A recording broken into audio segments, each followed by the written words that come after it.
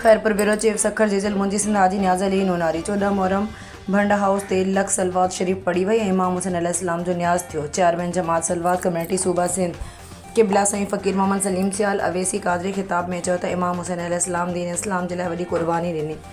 जेकी बि मोमिनन बाना मौला जो न्याज़ सबील कनि था, मौला सभिनीनि जो ग़ुलामी क़बूल फ़रमाए। हिन जो त मुस्लमान हिक ॿिए जे अक़ीदे जो एहतराम कनि त तफ़रक़ा बाज़ी ख़त्म थी वञे।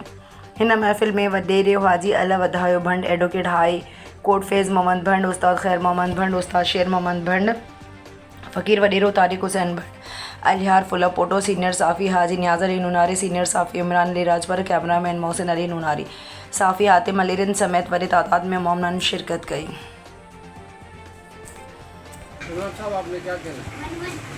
जी डिजिटल मुंहिंजी सिंध चैनल वारनि जो शुक्रिया अदा कंदुसि। मां जेको आहे हर साल जीअं हर साल बि भंड हाउस ते लख सलवात दुरूद सलवात जो जेको आहे 14 मुहर्रम हराम ते जेको आहे प्रोग्राम मुनक़िद थींदो आहे।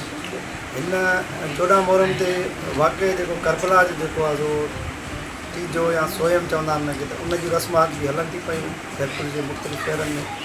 ऐं मां जेको सम्झां थो त तारीख़ जी जेका वॾी में वॾी दहशतगर्दी जेका थी आहे उहा वाक़ई करबला जेका पंहिंजी तारीख़ जी वॾी में वॾी दहशतगर्दी वाक़ई असीं हुज़ूर सल्लल्लाहु अलैहि वसल्लम जे जेको आहे हिनजी नवासो जेके इमाम हुसैन अलैहिस्सलाम चवंदा आहियूं, उन्हनि जी जेको लाज़वाब जेके दीन लाइ क़ुर्बानियूं उन्हनि जे हवाले सां मुख़्तलिफ़ दुनिया जे मुख़्तलिफ़ मुल्कनि में बि ऐं ख़ुसूसन पाकिस्तान में बि प्रोग्राम थी रहिया आहिनि। आज़ादारी हुजे, लख दुरूद सलवात शरीफ़ हुजनि, ऐं हर मुस्लमान उम्मत मुस्लिमा जेका आहे प्रोग्राम जेको करे रहिया आहिनि उहे इन जे लाइ करे रहिया आहिनि त जेका इमाम हुसैन अलैहिस्सलाम जन वाक़ई करबला में जेको आहे की अज़ीम शहादत जेको आहे सो माणी सिर्फ़ु और सिर्फ़ु दीन जी ख़ातिर जेको आहे या दीन खे बचाइण जी ख़ातिर क़ुर्बानी ॾिनऊं। ऐं असीं उनखे अॼोके ॾींहं ते ख़िराज अक़ीदत बि पेश कंदासीं।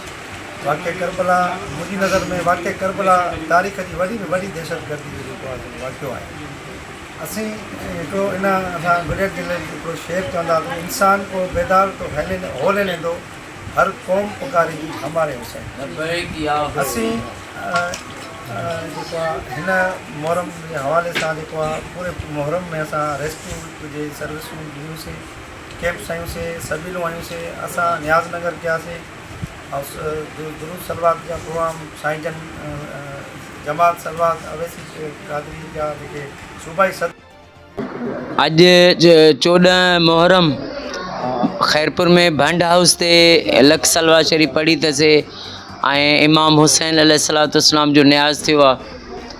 ऐं साईं जेके सहाफ़ी सीनियर सहाफ़ी हाजी न्याज़ अली नूनारी साहब बि पंहिंजी टीम समेत अची दुआ में शरीक थिया आहिनि।